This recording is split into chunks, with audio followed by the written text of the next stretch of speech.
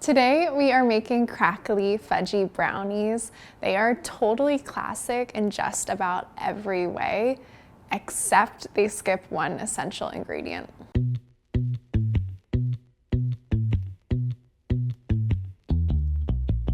So these brownies are magically flourless, all thanks to walnuts, which we are using not one, but two totally different ways. So the first way is just how you would expect in a brownie, really big, hefty pieces. For that, we have an oven at 350, and we're just gonna toss them in there until they get nice and toasty and golden. The only ingredients you'll need are walnuts, butter, cocoa, sugar, and eggs. So the second way that we are using walnuts is by turning them into a flour. So flour used to mean wheat flour, all-purpose flour. That was kind of the default. But if you go to the supermarket today, you're gonna see a million different ingredients calling themselves flours, like chickpeas or oats or almonds. Today, we're gonna be doing just that ourselves with a food processor. So these walnuts, while the others are toasting, these ones are gonna stay raw. When you buzz them up in a food processor and they get really fine and mealy, the rawness actually plays to our advantage because it has this kind of like wheat-ish subtleness, and it kind of steps back and lets the chocolatey flavor in the brownie really shine.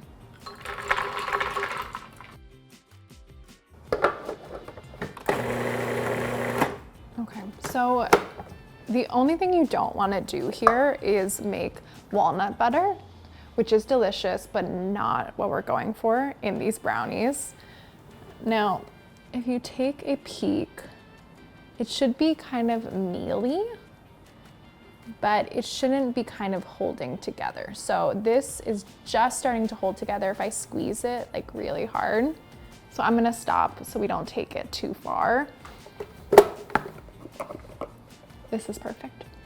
So now that our butter is melted, we are all ready to stir in the rest of our ingredients. The first one up is a lot of cocoa powder. I like starting with the cocoa powder because the warm butter helps all those little lumps dissolve, and also the heat kind of wakes up that cocoa flavor. This recipe was inspired by Alice Medrich's Genius Brownies. They are so great because they have this intense, awesome chocolatey flavor, but you don't actually need any literal chocolate. All you need is the cocoa powder. Next, we're adding sugar. Now we're gonna add a 1/4 teaspoon of salt. I'm just gonna eyeball it.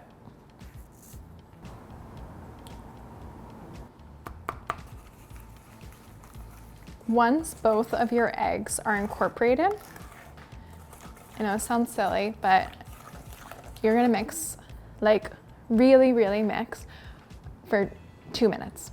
So if you wanna set a timer, that's great, or you could just like put on your favorite song. But do mix it for longer than you think you should. This aerates the eggs and it actually helps get that signature glossy, crackly top on a brownie. Okay, I can't feel my arm anymore, so we are going to stop mixing. And all we have left is to stir in our walnut flour and our toasted walnuts.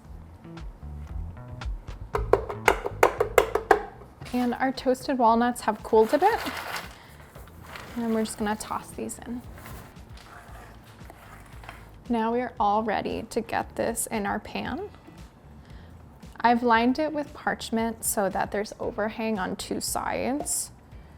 This is really helpful when the brownies are baked and you want to eat them and get them out of the pan.